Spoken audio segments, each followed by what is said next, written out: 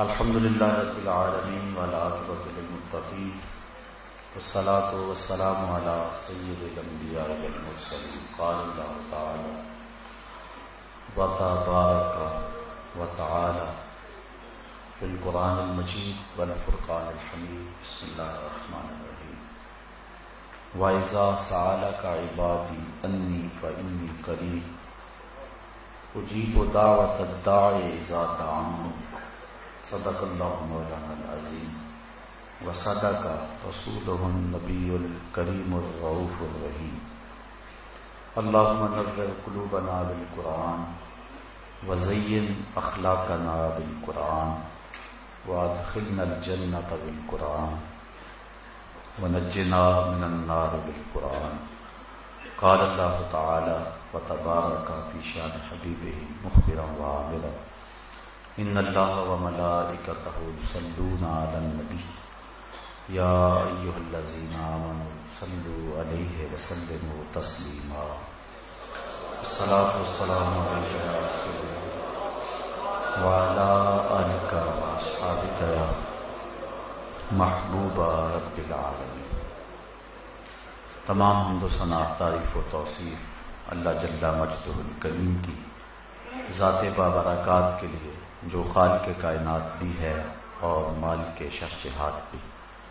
اللہ جل وعلا کی حمد و ثنا کے بعد حضور نبی اکرم شفیع امم رسول محتشم نبی مکرم اللہ کے پیارے امت کے سہارے رب کے محبوب دانائے غیوب مالک رقاب امم فخر عرب و عجم والی کون و مکان سیاہ لا مکان سید انس و جاں سرور لالا رخاں نیر تاباں سرنشین مہوشاں ماہ خوباں شہنشاہ حسینہ تتمائے دوراں سر خیل زہرہ جمالاں جلوائے صبح ازل نور ذات لم یزل باعث تکوین عالم فخر آدم و بنی آدم نیر بطحا راستار ما اوہا شاہد ما تغا صاحب علم نشر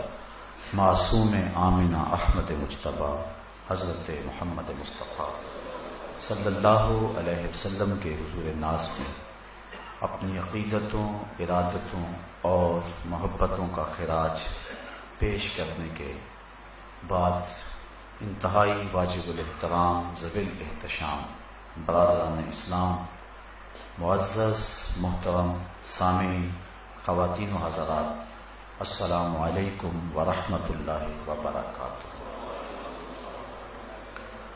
بتوفیق الہی 10 روزہ تربیتی دینی کورس آج اپنے اختتام کی آخری منزل کی طرف رواں دوا ہیں، اور تھوڑی دیر کے بعد ہم بارگاہ رب العزت میں اپنی نیازمندیوں کا اظہار کرتے ہوئے اپنے گناہوں سے معافی مانگیں گے۔ اللہ ہماری زندگی کی ساری خطاؤں سے درگزر فرمائے۔ دعا کی فضیلت اور آداب کے عنوان سے آج مختصر گفتگو میں نے آپ کے گوش گزار کرنی ہے۔ دعا لفظوں کے تکرار کا نام نہیں بلکہ بندگی کے اظہار کا نام ہے۔ جو بات بندہ کسی سے نہیں کہہ سکتا وہ بات اپنے رب سے کہتا ہے۔ دنیا کے کسی شخص سے مانگیں، دونوں صورتوں میں انسان کا سر جھک جاتا ہے۔ وہ انکار کر دے تب بھی اور وہ جھولی بھر دے تب بھی۔ عارف عبد المتین نے کیا خوب کہا تھا، اور جتنے بھی سہارے ہیں سبک کرتے ہیں، عزت نفس بڑھاتا ہے سہارا تیرا۔ ہر آسرا بندے کو کمزور کرتا ہے، اور احسان جتلانے کے کوئی نہ کوئی ڈھب اور طریقے انسان کی طبیعت اور فطرت ڈھونڈ لیتی ہے، لیکن مالک کے در پہ جو دست سوال دراز کرتا ہے، مالک اس کی جھولی رحمت سے بھرتا بھی ہے اور اس پہ خوش بھی ہوتا ہے۔ وہ فرشتوں کو کہتا ہے کہ دیکھو میرا بندہ میری چوکھٹ پہ آیا ہے اور میں اس کی جھولی بھرتا ہوں. اوروں سے مانگیں تو ناراض ہوتے ہیں، اللہ سے نہ مانگیں تو ناراض ہوتے ہیں. قل ما یعبؤ بکم ربی لولا دعاؤکم، اے محبوب فرما دو اے لوگو اگر تم نہیں مانگو گے تو پھر وہ بھی پرواہ نہیں کرے گا، تم مانگتے رہو وہ جھولیاں بھرتا رہے گا. وَإِذَا سَأَلَكَ عِبَادِي أَنِّي فَإِنِّي قَرِيبٌ، اے محبوب میرے بندے تیرے پاس آ کے جب میرا پتہ پوچھیں تو ان آنے والوں کو کہہ دیجئے، بتلا دیجئے میں دور نہیں قریب ہوں، مل جاؤں گا. اجیب دعوت الداع اذا دعان، اور جب کوئی مانگنے والا مجھ سے مانگتا ہے تو میں اس کی جھولیاں بھر دیتا ہوں، اس کو رحمتوں سے، کرم نوازیوں سے، اور جو اس کی طلب اور چاہت ہے اللہ تعالی مالا مال فرما دیتا ہے. حضور نبی رحمت صلی اللہ علیہ وآلہ وسلم نے فرمایا ان الدعاء هو العبادہ، بے شک دعا عبادت ہی ہے. اور ایک دوسری حدیث کے لفظ ہیں جس کو امام ترمذی نے اپنی سند کے ساتھ بیان کیا ہے، الدعاء مخ العبادہ، دعا عبادت کا مغز ہے، عبادت کی جان ہے. ایک اور حدیث کے پرنور الفاظ ہیں الدعاء مفتاح الرحمہ، دعا رحمت کی چابی ہے. الدعاء سلاح المومن، مومن کا اسلحہ ہے. وعماد الدین، اور دین کا ستون ہے. ونور السماوات والارض، زمینوں کا بھی نور ہے، آسمانوں کا بھی نور ہے. حضرت ابو ہریرہ رضی اللہ تعالی عنہ سے روایت مروی ہے لیس شیء اکرم عند اللہ من الدعاء، اللہ کے نزدیک دعا سے زیادہ عزت والی کوئی چیز نہیں ہے. وہ سب سے زیادہ اس بات کو پسند کرتا ہے کہ میرا بندہ میرے حضور دعا کرے. اور ایک حدیث کے لفظ ہیں کہ جو شخص خوشحالی کے دنوں میں دعا کرتا ہے اللہ تعالیٰ تنگی کے دنوں میں اسے یاد رکھتا ہے. جب خوشحالیاں ہوں، جب اللہ آسودگی اور بہاریں عطا فرمائیں، تو جب تنگی کے دن ہوں تو اللہ تعالیٰ جل شانہ اس پر اپنی رحمتوں اور کرم نوازیوں کا نور نازل فرماتا ہے. تو دعا مومن کا ہتھیار بھی ہے، رب سے گفتگو بھی ہے، نیاز مندی اور عجز کا طریقہ بھی ہے، رب کو منانے کا سلیقہ بھی ہے، بندے اور معبود کے درمیان راز و نیاز بھی ہے، ایک دکھے ہوئے دل کی اپنے محبوب کے سامنے فریاد بھی ہے. اور جو بات بندہ کسی کے سامنے بھی نہیں کرتا کہ لوگ مذاق اڑائیں گے، وہ بغیر کسی تردد کے اپنے رب کے سامنے پیش کر دیتا ہے.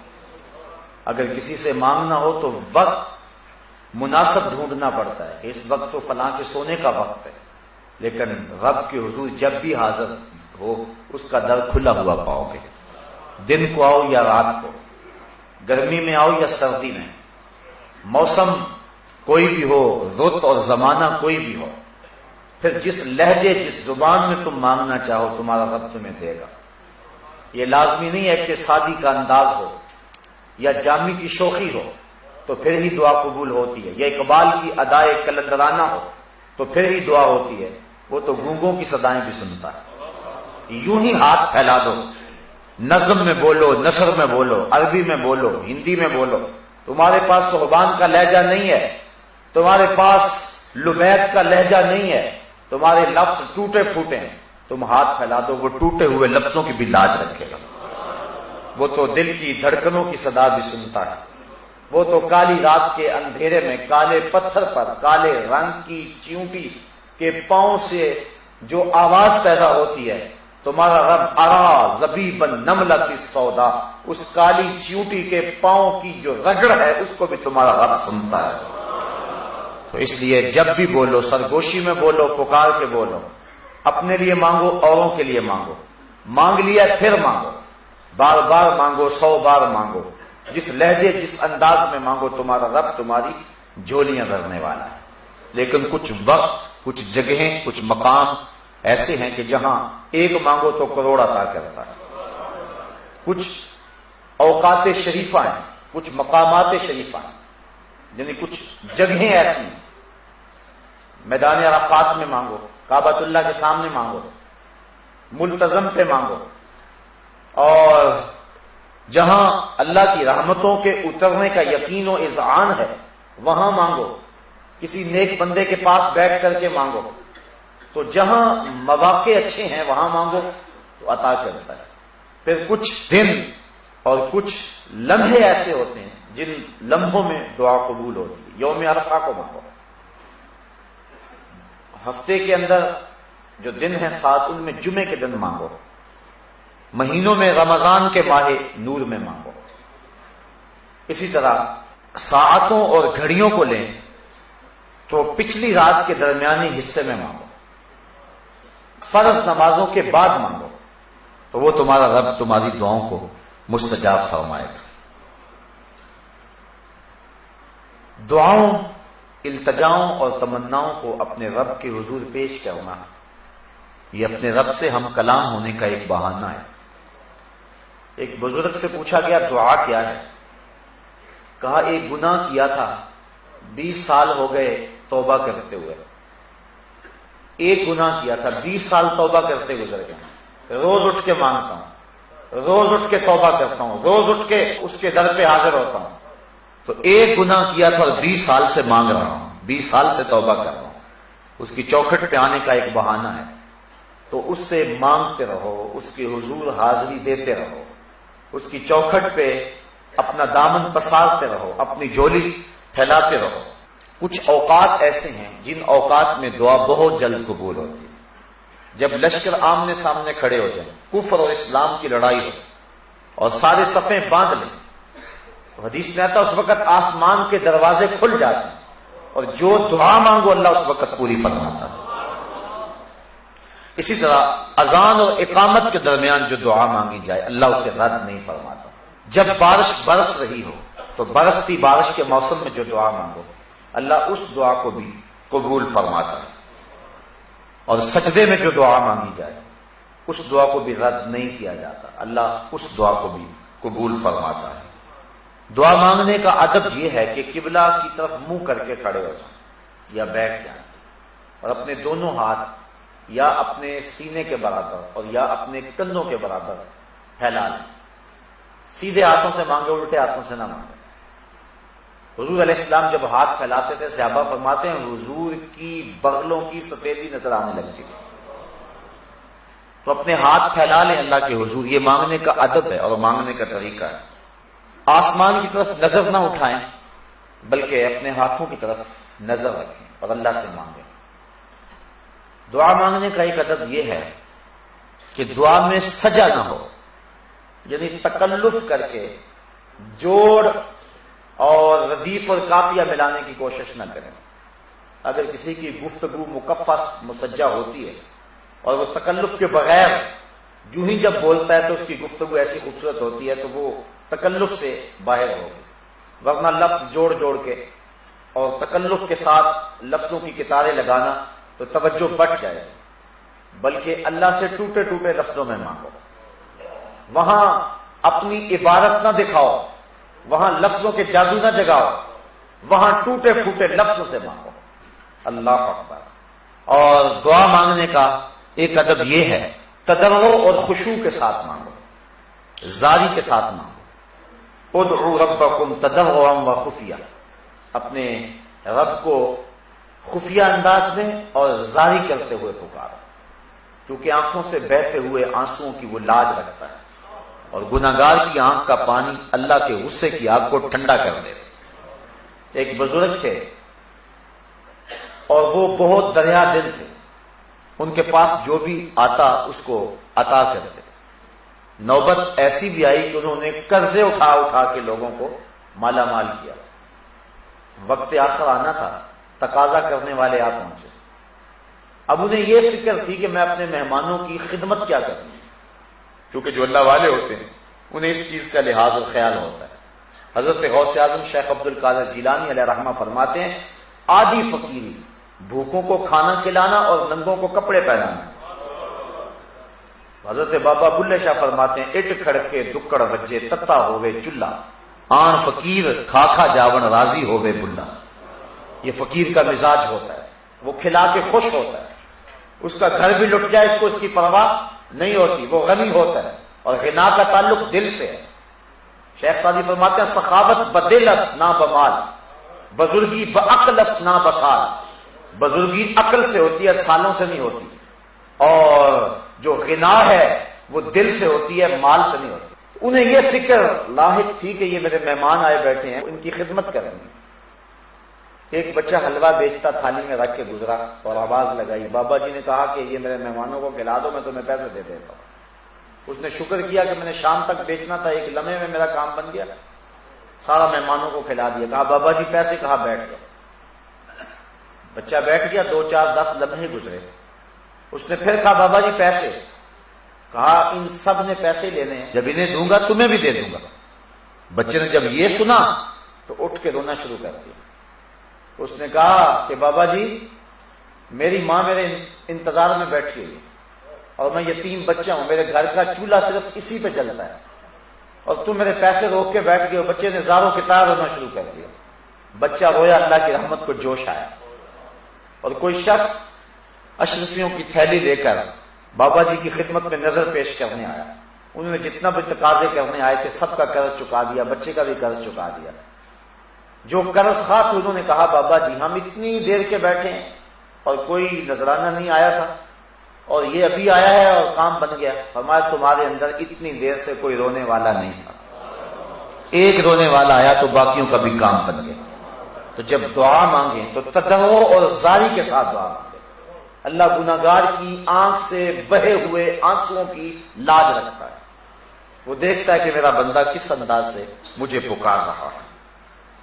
جب بھی دعا مانگے قبولیت کا یقین کر کے دعا مانگے کہ میری دعا بہر صورت قبول ہو، اس یقین اور اس تیقن کے ساتھ دعا مانگے تو دعا قبول ہی ہوتی ہے۔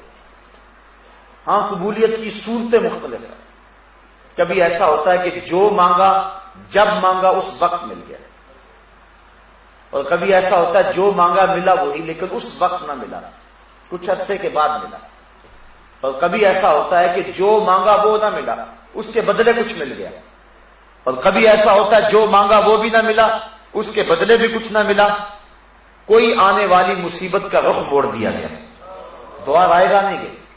اور کبھی ایسا ہوا جو مانگا نہ وہ ملا، نہ اس کے بدلے میں ملا، نہ کسی مصیبت کا رخ موڑا گیا، بلکہ اس دعا کو ذخیرہ بنا لیا گیا، اور اس کا صلہ اللہ کل قیامت کے دن عطا فرمائے گا۔ اور اس دن جب دعاؤں کا ذخیرہ جو موجود ہوگا، جب ملے گا بندے کو تو آرزو کرے گا کاش کہ میری کوئی دعا بھی قبول نہ ہوئی ہوتی، آج اس کا صلہ مجھ کو مل جاتا۔ تو دعا قبول بہر صورت ہوتی ہے، لیکن اس کی قبولیت کی صورتیں ہیں۔ اللہ تعالیٰ حکیم ہے، وہ جانتا ہے اس کو کب دینا ہے، کیا دینا ہے، اس کی مانگ اور ڈیمانڈ اور چاہت پہ نہیں، بلکہ اللہ اپنی حکمت بالغہ کے تحت جانتا ہے۔ باپ گھر آیا، فروٹ کی ٹوکری لے آیا، بچوں کے لیے لے کر کے آیا، لیکن ایک دم نہیں دے دیتا، اسے پتا ہے کب کس وقت دینا ہے، وہ اپنی بیوی کے سپرد کرتا ہے، اور وہ بچوں کی ضرورت کے تحت اور جو ان کا ٹائم ٹیبل ہے اس کے مطابق دیتی ہے۔ لایا سب کچھ بچوں کے لیے، اللہ فرماتا ہے والذی خلق لکم ما فی الارض جمیعا، مجھے تو کسی چیز کی ضرورت نہیں، میں سب کچھ تمہارے لیے پیدا کیا۔ یہ پھلوں سے لدے ہوئے درخت، یہ کوسے قضا کی رنگینیاں، یہ اگے ہوئے سبزے، یہ بہتی ہوئی نہریں، یہ کائنات کا نظم، زمانے کی بو کلمونیاں، رنگوں اور خوبصورتیوں کا جہاں اور دنیا، زمین کی کوکھ میں دبے ہوئے خزانے، پہاڑوں کے دامن میں چھپے ہوئے ذخیرے، یہ میں نے سب کچھ تمہارے لیے رکھا ہوا، لیکن یہ مجھے پتا ہے ظاہر کب کرنا ہے۔ ہمارے پاکستان میں کیا کچھ موجود نہیں ہے، لیکن ابھی ظاہر کر دیا جائے تو جانے کیا قیامت آ جائے، اللہ کو پتا کب میں نے دینا ہے اس کو۔ اس لیے اللہ تعالیٰ کی حکمت بالغہ کے تحت جب وہ چاہے عطا کرتا ہے، لیکن ہے سب کچھ انسان کے لیے، پوری کائنات کا ایک ایک ذرہ انسان کے لیے، یہ سورج اس کو روشنی دینے کے لیے، یہ چاند اس کو چاندنی دینے کے لیے، اس کے پھلوں میں رس بھرنے کے لیے، 7 سمندر اس کے پانیوں کے لیے۔ انسان ذرا سوچے تو صحیح، اس رب نے اس کو کیا کچھ عطا کیا ہے، زمین کتنا کتنا سونا اگل رہی ہے، اور کیا کیا کھیتیاں، یہ جانور صبح سے لے کر شام تک ایک ہی چارہ کھاتے ہیں، اور 6 ماہ تک ایک ہی چارے پہ چلتے رہتے ہیں. لیکن انسان اگر 2 مرتبہ ایک کھانا مل جائے تو اکتاہٹ کا شکار ہو جاتا ہے. سواد کریائے جام تغیر بھی ضروری ہے. کوئی رت ہو مگر عمر بھر اچھی نہیں لگتی. یہ صبح کچھ اور کھاتا ہے، شام کو کچھ اور کھاتا ہے. اقسام انواع کی سبزیاں ہیں، لحمیات ہیں، شحمیات ہیں. اس کے لیے جو ہے وہ طرح طرح کے پینے کی چیزیں ہیں. کہیں اس کے لیے سبزی، کہیں اس کے لیے پانی، کہیں اس کے لیے چھتے کے اندر مکھیاں شہد جمع کر رہی ہیں. کہاں سے پھل چوستی ہیں، رس چوستی ہیں، اور اس حضرت انسان کے لیے جمع کر رہی ہیں. سب کچھ انسان کے لیے. لیکن اللہ تعالیٰ اپنی حکمت بالغہ کے تحت جو چاہے، جب چاہے، جس کو چاہے، جتنا چاہے عطا فرما دے. اس لیے دعا بہر صورت قبول ہوتی ہے. اس لیے دعا کثرت کے ساتھ کرنی چاہیے، الہا اور تکرار کے ساتھ دعا کرنا. ایک بات کو 3 مرتبہ کہنا، کم از کم حضور کا یہ طریقہ تھا. جب بھی اللہ سے مانگتے تو 3 مرتبہ سوال کرتے. اس کو بھی ایک مثال سے سمجھانا چاہوں گا کہ جب بار بار کسی چیز کو مانگے تو رویہ کچھ اور ہو جاتا. بیٹا گیا سکول، تڑپتی گرمی، جلستا موسم، لمبی مسافت، واپس پلٹا تو باپ سے آ کے کہا کہ مجھے بائی سائیکل لے دو. جانتا ہے کہ میرا باپ کنگال ہے، لیکن اس کے باوجود کہتا ہے کہ مجھے بائی سائیکل لے دیں، کیونکہ میں اپنے ساتھیوں کے تانے، موسم کی شدت، حالات کی گرمی برداشت نہیں کر سکتا. باپ کہتا بیٹا اپنے باپ کی حیثیت دیکھو، یہ کیا سوال کر رہے ہیں. اگلا دن ہوا، بیٹے نے پھر وہی سوال کر دیا. باپ آج تھوڑا سا تلخ ہو گیا، کہنے لگا کل بھی کہا تھا، اگر میرے پاس استطاعت ہوتی تو کس بات کا جی نہیں چاہتا، بار بار وہی بات کہہ رہے ہو. بیٹا چپ ہو گیا. تیسرے دن پھر آ کے باپ کو کہا تو باپ آج زیادہ تلخ ہو، کہنے لگا کسی کا گھر لوٹوں، ڈاکہ ماروں، کسی کی دیوار پلانگوں، کیا بات کر رہے ہو. تو بیٹے نے کہا ابا جی آپ تلخ ہو رہے ہیں، آپ گرم ہو رہے ہیں، لیکن مجھے بتاؤ میں بھی آپ کے علاوہ کس سے مانگوں. تو یہ جملہ جب باپ سنتا ہے تو اس کا دل پسیج جاتا ہے. پھر اس کا لہجہ، اس کی گرمی، اس کی شدت، اس کی حرارت، اس کی تلخی ختم ہو جاتی ہے. پھر اس کا ذہن منصوبے تراشنے لگ جاتا ہے. میں کیا بیچوں، میں کیا کروں. شہر میں آ کر پڑھنے والوں بھول گئے ہو کس کی ماں زیور بیچا ہے. پھر کیا کیا جتن کرتی ہیں مائیں، کسی کے گھر کے برتن مانجنے پڑے تو اس سے بھی گریز نہیں کرتی. کیا کچھ نہیں ہوتا. تو ایک چیز ایک بار مانگی، رد عمل اور تھا. دوسری مرتبہ مانگا، رد عمل اور تھا. تیسری مرتبہ مانگا، رنگ ہی بدل گیا. لیکن جب باپ کو بیٹے نے یہ گزارش کی کہ ابو میں اور کس در پہ جاؤں، میں نے ہمسایوں سے تو نہیں مانگنا، میں نے تو آپ سے ہی مانگنا ہے. باپ کے لہجے میں تبدیلی آ گئی. مسجد نبوی کا ایک کونا ہے، ایک شخص نے ہاتھ اٹھائے اور دعا کیا مانگ رہا ہے. اللہم انی اسألک بانک انت اللہ لا الہ الا انت. اے اللہ میں تجھ سے اس لیے مانگتا ہوں کہ تو میرا اللہ جو ہے، تیرے علاوہ تو کوئی ہے ہی نہیں کہ جس سے مانگوں. حضور نے فرمایا ایک صحابی کو، وہ جو کونے میں بیٹھا ہے اس کو جا کے بشارت دے دو تمہاری دعا قبول ہوگی. تو جب یہ ڈھب اختیار کر لیا جائے، حضرت مولا کائنات حضرت علی المرتضی رضی اللہ تعالی عنہ کا ایک جملہ سنی، اور کتنا خوبصورت جملہ اور مانگنے کا کیسا کرینہ ہے. کہتے ہیں اللہم اغفر لی لمن لا یملک الا الدعاء.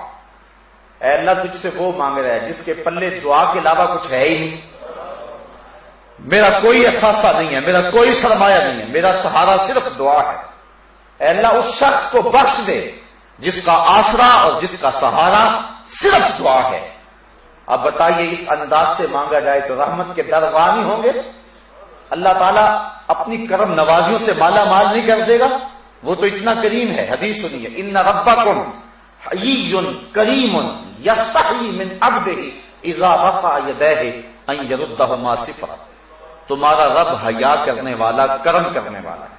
جب بندے اس کے سامنے ہاتھ پھیلا کے دعا کرتے ہیں، اللہ فرماتا ہے مجھے شرم آتی ہے ان کے اٹھے ہوئے ہاتھوں کو خالی کیسے موڑ دوں. جب انہوں نے مجھ سے ہی مانگا ہے، میں نے بھی نہ دیا تو کون دے گا. تو جب کوئی یہ دعا کرتا ہے کہ مالک تو میرا رب ہے، اللہ اکبر، اللہم انت ربی وانا عبدک، اے میرے مالک تو میرا رب اور میں تیرا بندہ.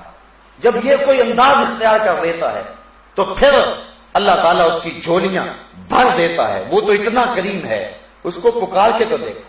بت کے آگے ہاتھ جوڑ کے زلیخا کہتی ہے یا صنم, یا صنم, او میرے بت مجھے یوسف ملا دے. رو رو کے بوڑھی ہو گئی, بالوں میں چاندی اتر گئی اور آنکھوں کی روشنی ختم ہو گئی, چہرے پہ جھریاں پڑ گئی, جمال رخصت ہو گیا, حسن جاتا رہا, آواز بیٹھ گئی, بڑھاپے کے آثار ظاہر ہو گئے. روز صبح اٹھتی ہے شام تک, شام کو صبح تک بت کے آگے ہاتھ جوڑ کے کہتے یا سنامی, یا سنامی, یا سنامی, اے میرے بت, اے میرے بت میرا یوسف ملا دے مجھ کو. لیکن وہ پتھر کا بنا ہوا مادو اور بت کیا اس کو جواب دیتا.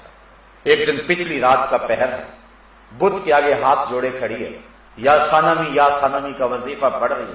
نیند کا جھٹکا آیا, زبان بل کھا گئی, کہا یا سامادی, یا سامادی, اے بے نیاز, اے بے نیاز.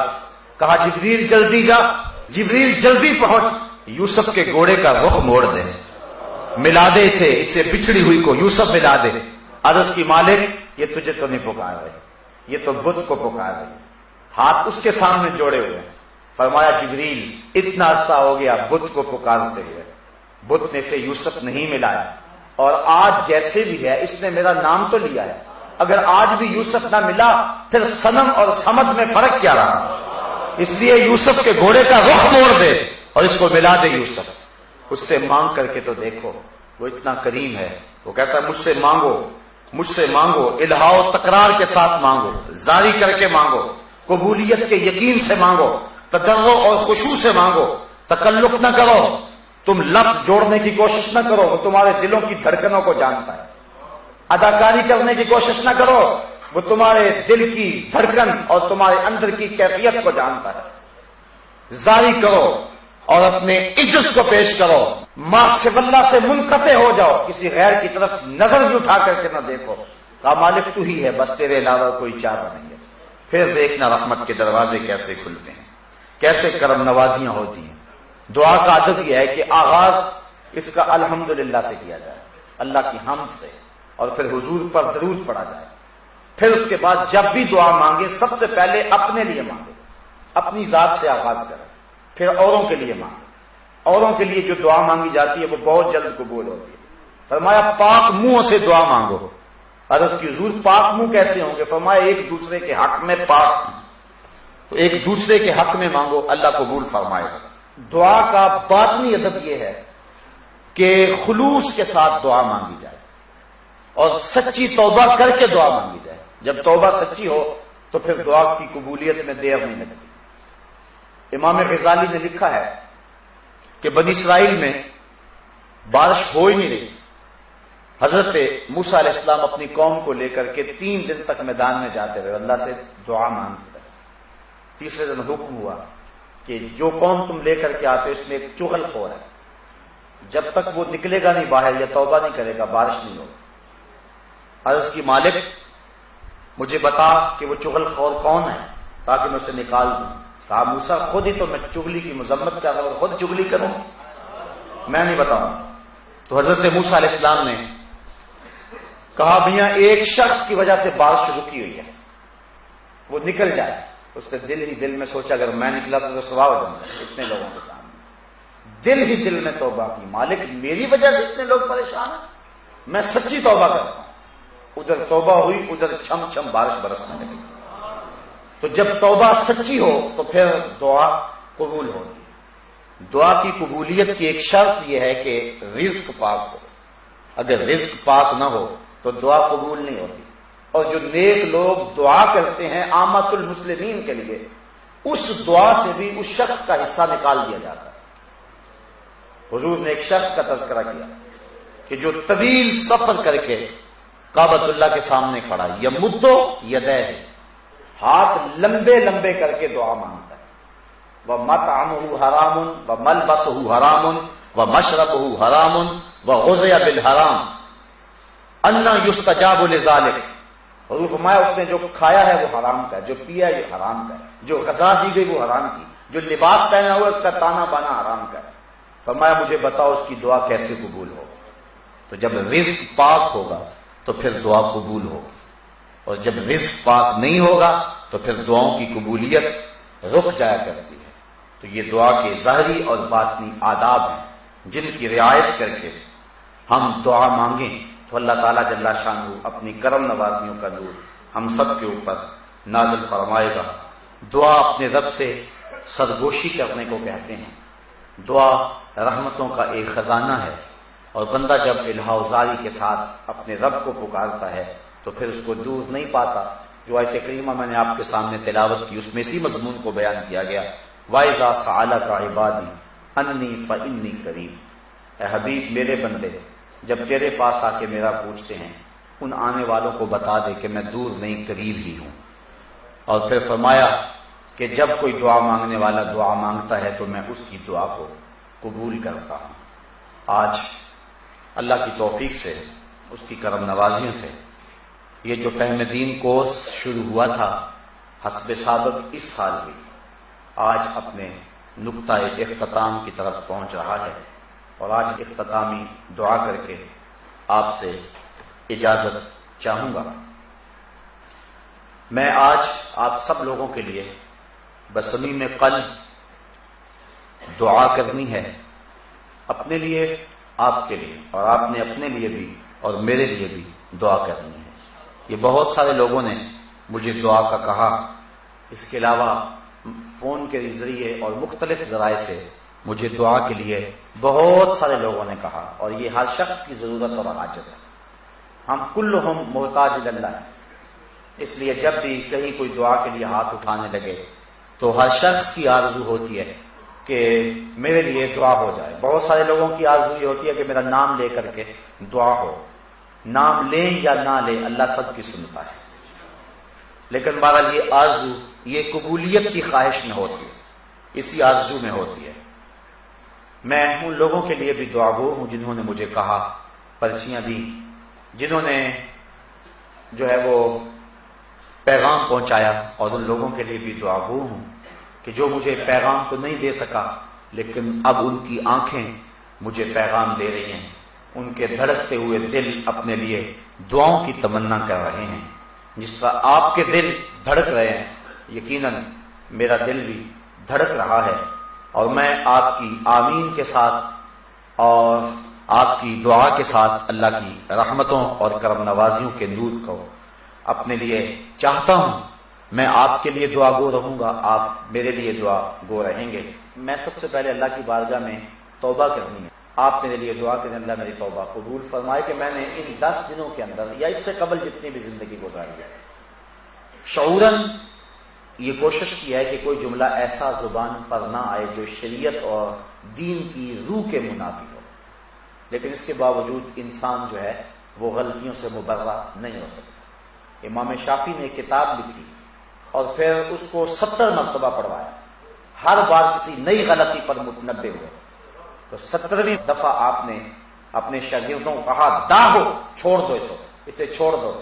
شافعی کی کتاب یہ حق نہیں رکھتی کہ اس میں کوئی غلطی نہ ہو، یہ حق صرف اللہ کی کتاب قرآن کو ہی حاصل ہے۔ اس لیے ہم جتنا مرضی محتاط بولیں، امکان غلطی کا بہت صورت موجود ہے۔